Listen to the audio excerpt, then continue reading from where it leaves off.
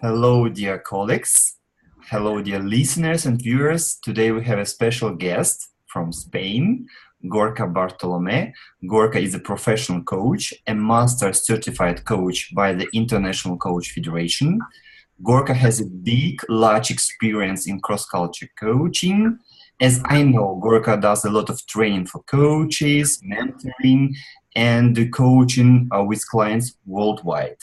So, Gorka, you're welcome. Just tell us a little bit more about yourself. Okay, hi Dimitri, hi everyone, and thank you very much, Dimitri, for this opportunity. What can I say about myself? Well, I've been coaching for about 12, almost 13 years. And well, also my background is in music and pedagogy, and I also been the director of a musical institution. So I also have some background in management, and that's the reason why I got interested in coaching. So I had to make a little shift in my career, a long time ago. But afterwards, now I'm really happy I did it because coaching for me now it's one of the most interesting and the most really amazing things in the world, because I think that I can make a difference in people, which I couldn't do with the music in such a direct way. So I'm really happy. And well, now I'm specialized especially in team coaching and also in leadership and executive coaching. And I'm also here where I live in Lleida, which is it's a city near Barcelona. I'm also the head of two masters, two coaching masters here in the university.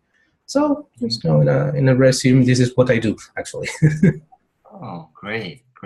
Okay, let's talk about cross-culture coaching, and let's start with my first question. So what languages do you coach and do mentoring or maybe do training? Okay, so basically I coach and mentor in Spanish and English and a little bit in Hebrew, because sometimes I have some clients here, some coaches that they're here in Spain, but they are from Israel. So I have but this is very little few times, but basically Spanish and English. Those are the both languages. Okay, but you speak and you can speak and teach in 3 languages, right? Yeah, actually, 3 languages, and also if we add Catalan, that is what we speak here in the region. I don't know that we are going through a weird situation right now, but actually, I could say I could coach and teach in 4 languages. In 4 languages, great. 4 languages, yeah. So could you remember your first coaching sessions in a foreign language, like English for you? So, yeah. Of course I can. Actually. In that moment, my English was not so good. I mean, it's not that now it's good, but I mean, in that moment, I was not so fluent. But I've been speaking English for a long time because I was living in Israel for 3 years. So there, most of the lessons in the university were in English, so I had to learn English. But let's say that the first time it was like, I don't know, 7, 8 years ago. And yeah, of course, I remember because it was difficult that time because the inner game sometimes was more in my language, in my proficiency, and also in my skills, my English skills, that on the coachee. So yeah, I can remember that was a difficult session at that time. Mm-hmm. That's the reason why then I decided to get a little bit more experience in English and try to learn and to practice and speak it more often. Okay, great. What other lessons did you learn from this first experience in coaching, in your first coaching sessions in English? Oh, well, that was a big learning, and also this is something that that's what I want to explain in my conference here. I learned that as coaches, one of the first lessons we learn as coaches is that we need to, of course, put aside our way of thinking, how we think things are, and we have to try to be as objective and clean as possible. And this is difficult when you coach in your mother tongue, but when you coach in another language, it's even more difficult, because you realize that people, when from other countries or from other places, they think in a really, really different way.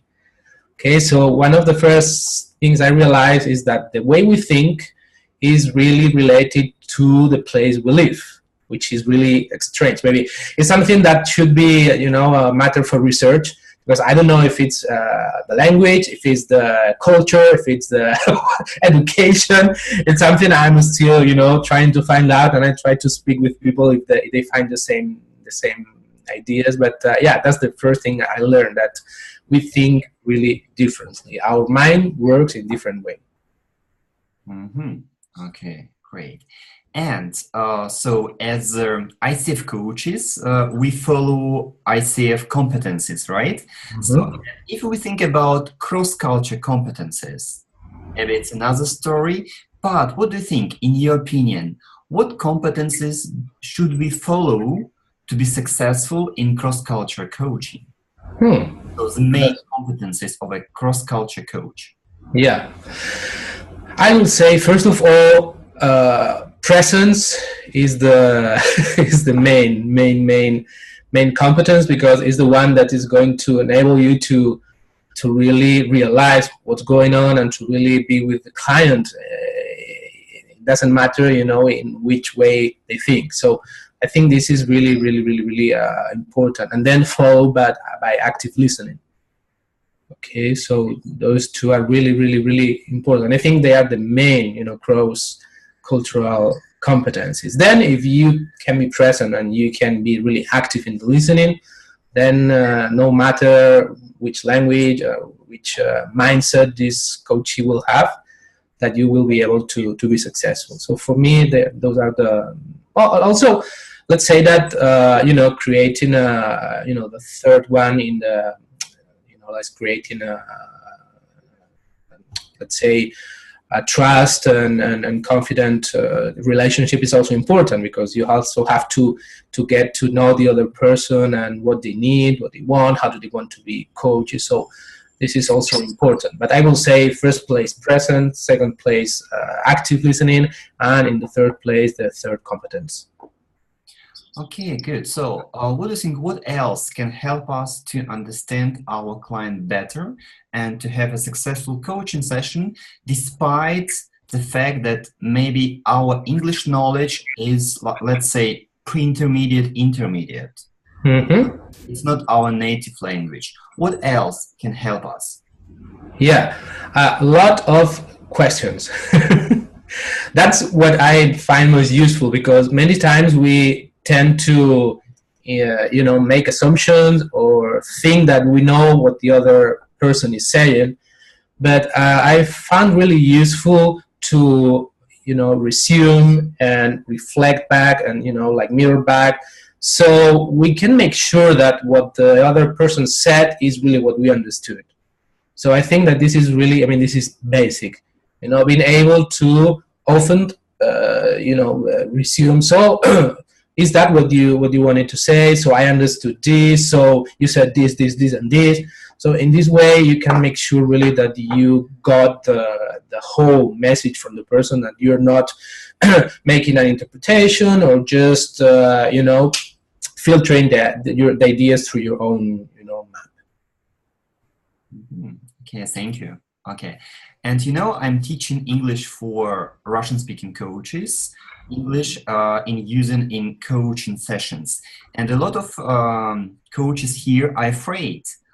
They say to me, okay, so our English is not so good, it's not advanced level, how can we start coaching? Is it possible to help the clients and be successful in general? So what do you think?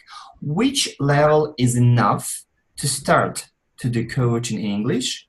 And what else can these coaches do to improve their language and quality of coaching sessions in English as a formal?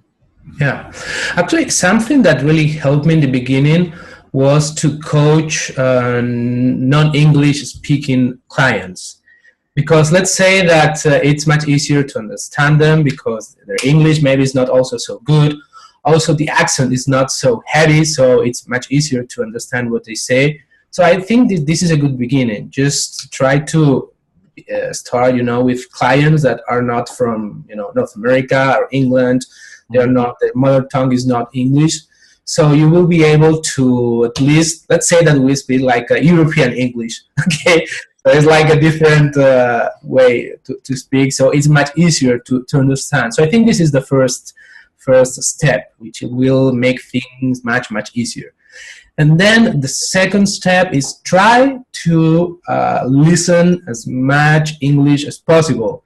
Now we have, I think this is really, really useful, and it's fun, and you can do it. You can have fun and also practice English. Now we have a lot of, HBO and Netflix and all that kind of, applications. So you can just listen in the, in English, the original version of the movie or the TV show, and then you can have the translation in English or even in your language. So it's a really good way to get used to the accent and to different accents, and also to learn a lot of vocabulary. So that helped me a lot, and also it's something that I do usually because it's really, really, really useful, and you learn a lot. So yeah, those two things. Okay, good. I would like to explore a little bit more to help to give some information to our listeners. Okay, what else helped you to get a more professional English speaking coach? Maybe if you remember your past, how you grew, how you developed your English skill, your coaching. Yeah. So first of all, I tried to get as many as possible books in English, so especially about coaching, because then you get also a lot of technical vocabulary. So of course, many of the books, they are translated into Spanish, but I just made the effort not to, go through the easy way, and just got the, through Amazon, for instance, you get the books and you get it in English, so you have to read them in English. So this is something that really helped me a lot. And reading, first of all, the main improvement is also vocabulary. And also, if you are a really visual person, then you connect, the words, and you learn much, much faster. And then the second thing that for me was really, really, really important, and now I'm kind of missing it because my teacher, he went back to the States, so we don't have so many opportunities to talk. But at least once a week we met and we just talked, about politics, about whatever. But if you just, commit yourself once a week to speak, because it's not the same to read or to listen than to speak. Because when you speak, you need to, make this effort to find the words, to, structure the grammar in the correct way, to make yourself understandable. So for me, that was really important. I really felt a great difference and improvement after I had those, weekly meetings with my English teacher. It was really, really nice. Yeah, I think practice makes perfect. Yeah. The more practice, the better. Good. So if you compare coaching in Spanish and in English, is there any difference for you in coaching in different languages, different people? Yeah. And this is something, this is maybe the base of my speech.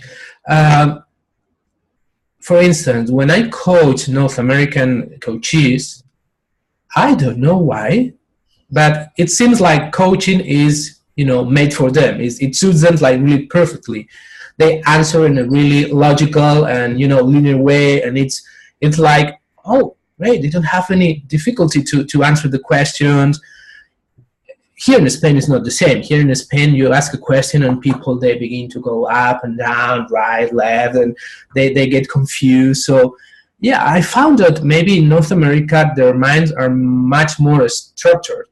So it's like, I don't know, again, is the same thing, is language, is the education. So I had the opportunity to talk with a girl in a training like 2 months ago, and she was, I don't remember, she was Mexican, but then she was educated in the States. And yeah, she said that it's a matter of education, is the way they get educated there, so it structures their mind in a really concrete way. So yeah, for me it was amazing because I said, oh my God, it's so easy to coach like North American client. It's wow, it was, I mean, I was also praying to get more North American clients because they think in a really straightforward way, and it's not difficult to understand the way they think, and it's even easy to ask questions to them. And so yeah, for me it was really, and I didn't find that clarity in any other countries. For instance, with the Russian clients, well, actually with Russian coaches, the main problem was the translation. I mean, well, English Russian, Russian English, so that makes kind of more, adds some difficulty. But even Russians, the Russian mind maybe is more, let's say, they are more, let's say, I don't know how to explain that. It's like they think in a really concrete way. They're really, they go to the point and they don't give many details. It's just this, and this. Okay, so sometimes you find that you miss some information, so you have to ask more. Okay, so maybe with Russian clients, the thing is that you have to ask more questions, and you have to be like pulling things to be able to get more information. But with North American clients, is not, I mean, doesn't happen. They just explain what you want to, the things really that are necessary to know. And here in Spain, it's much more difficult. People minds are much more analytical. Maybe it's because in Europe we are used to philosophy and to think in a really complicated way. So yeah, sometimes when you get a Spanish client, it's kind of weird and difficult to make the sessions. Okay, so you said you coached Russian people, North Americans, of course Spanish people. Okay, what other countries or nationalities, culture did you coach? Okay, so I coach also Mexican. Okay, also from Venezuela. Okay, Turkish, Israeli, Canadian, and oh, German also. German. Yeah, those are tough ones also. Oh, okay. Why? Well, German is also, they have a really complicated mind also. I don't know. I mean, I know that you travel quite a lot to Germany, to Berlin, right? Right. Yeah. So yeah, it's kind of I don't know actually, because yeah, it's like it's their way. So it's difficult to help them to go to other places, because it's like they have they make up their minds really fast, and this is the way and this is the only way. So yeah, it's like really, I don't know, maybe this is not the way, but this is like a stubborn. They just have a really clear idea, and yeah, that you have to get used to that, and that's it. Yeah. Okay, good. Yeah. At least for me, German coaches are kind of tough to work with also. Difficult. Okay. And could you give us maybe some interesting examples or cases from your cross-culture coach, and maybe happened with you recently? Maybe some concrete situations. Maybe this could help coaches in Russia to become better in English coaching. Okay, so let me think about. I was thinking now about the Mexican ones, but this is not. That's amazing. Maybe because of English, cultures. Something connected with different cultures or languages, maybe. Okay, just let me think. Recently, what have I been doing? Yeah, for instance, it's really. I mean, with Mexican coaches, Uh, well, actually, we are supposed to speak the same language, right? Well, no. No, not at all. Not at all. Maybe those, I don't know how many, maybe 7,000 kilometers that separate us from country to country, they make a great difference. So here, what I learned, and in the beginning that was kind of really shocking to me, is that they used maybe the same words with a different meaning. Okay, so something that I realized that I have to do usually, I mean frequently when I'm coaching with Mexicans is, okay, so explain me, what does this word mean in Mexico? Okay, because the meaning of the whole sentence with this word used in the particular way, to me, doesn't make any sense. Or it makes a complete different sense. So it's like I need to ask, so what do you mean actually with this word here? What does it mean in Mexico actually, this word? And then they explain me and I say, okay, so because we use it here in a complete different way, maybe in the opposite way. So it's like you have to be very careful not to, again, not to make any assumptions or make any suppositions of what they want to say. For instance, with North American clients, I don't have any kind of special cases or anecdotic situations because, as I said, it's really clear, and but something that I really appreciate for, and it seems like, I mean, I'm a great fan of North American. No, it's not that, but I really appreciate that they have also most of the time a really, really, really positive attitude.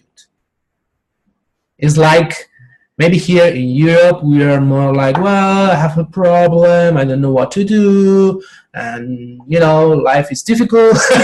we are more like a little bit blue, and but with American clients they're positive. Yeah, I have a problem, so let's say, well, what can we do? So most of the time it's like, okay, am I coaching them or are they coaching me, or what's the situation here? Yeah, so I really learned that we also need to learn a lot from other countries in the way they think, the way they face problems, because we can learn also new attitudes and new ways to see our lives. So for me, it's a really it's really rich. I mean, it really gives me a lot of learning and a lot of experiences, and that's why also I like to to travel and to give trainings and conferences in different countries, because it really enriches me a lot. So to get to know with this culture is important to be a better coach, right? Yeah, it's really important, because otherwise there can be some misunderstandings. And that's why I said that maybe the confidence, try to create a confidence climate with the client is really important. So you have to be very careful not to say some words that can be offensive. Maybe it happens in Mexico, for instance. So something that is a verb here, that it's like to take. I take something. We in Spanish say, for example, coger, which is to take, but in Mexico it means a really awful thing. It's a bad word, I know. Yeah, so it's like we use it all the time. So I'm going to take this, and for instance, you have to be very careful and very conscious of yourself to try not to use that word, for instance, because it's going to be like a weird reaction from the coachee. So yes, you have to be really conscious and really also know what's allowed, what's not allowed, and what's proper, and also which words are better to use in that session. Okay, great. So now we are talking about very interesting point. What to do? Maybe your recommendation for Russian coaches if they coach in English. What to do if a coach doesn't understand some words? Like, what to do in this case? Well, first of all, don't worry. Second, don't be ashamed. And third, ask. I mean, that's what coaches do. We most of the time we resume, we group, we mirror back, but most of the time we ask. So ask, don't be afraid to. Okay, so I'm sorry, I don't understand this word. What does it mean, or what do you mean by this? So just it's something we have to learn to, don't be ashamed not to know. It is the best way to learn. If you don't say that you don't know, you won't have the opportunity to get the information. So it's very important to be a little bit bold, just try to dare to do it and dare to ask. Okay, thank you for your recommendations. And now I would like to mention that you are going to be our speaker. In February, we're going to have International Coaching Conference on February 9th and 10th. So, and you are one of the key speakers. So now our listeners and viewers, I think they can see screen. So with your slide, with information about your presentation, could you give us a little bit of some details that you're going to talk and to tell us in February? Yeah, of course. Actually, it's going to be a conference really related to ICF competencies. I mean, what do we have to take in account when we are coaching like different cultural or different languages coaches in relation to the ICF competencies, especially to be able to adapt to the other people mindsets? Because as I said, it's very easy to get trapped in the way we think or the way our culture thinks. Okay, so it's important that we learn, and also that we have to learn how to learn to get used to those different mindsets and ways of thinking, so we can get the best, and we can also be able to be completely, let's say, plain and clean from any assumptions or conditioning in our mind. So it's going to be about, okay, so what do I have to do in every of the 11 core competencies to be able to not to interfere with my mindset in a different language or culture coaching. Great. So, dear listeners and viewers, please visit our conference, and you will have a unique chance to listen to Gorka and a little bit more about cross-culture coaching. Okay, good. And maybe my last question will be, what will be your final message to all coaches who would like to start doing coaching in English as a foreign language? So, final message. Yeah, final message. Yeah. So, final message is, the world is it's a really huge and amazing place, and I think as humans, something that we should do if we want to evolve, and if we want to grow, and we want to become better persons, we should get to know other people, other ways, and the ways they think, and the problems they have also, because sometimes they're not the problems people have or the goals they want to get in other countries. They're not so different from the one we want to get. So I think that when you can use English to coach people from other countries, from other cultures, this is something that is going to enrich you, and this is something also that I think is going to get us closer. Now we are and especially here in Catalonia, we are with this part of the community that they want to separate from Spain. I think we should be doing the other way around. I mean, we should be trying to unify things much more than separate. So for me, it is a key thing, try to get to know other people and to link cultures and to learn and to try to be together and collaborate. So I think the better way it's to learn English, and also to be able to have the ability to be fluent, because it's also going to give you much more professional opportunities. Okay, and this is very important, because many times I could get like contracts that other colleagues, they couldn't get because they couldn't speak English in a fluent way. So besides that, it's also important because you will be able to work a little bit more. Okay, thank you, Gorka. Many thanks to you that you found time and joined our nice conversation. And of course, so muchas gracias y nos vemos en febrero. Yeah, okay, thank you. Okay, see you. See you, thank you.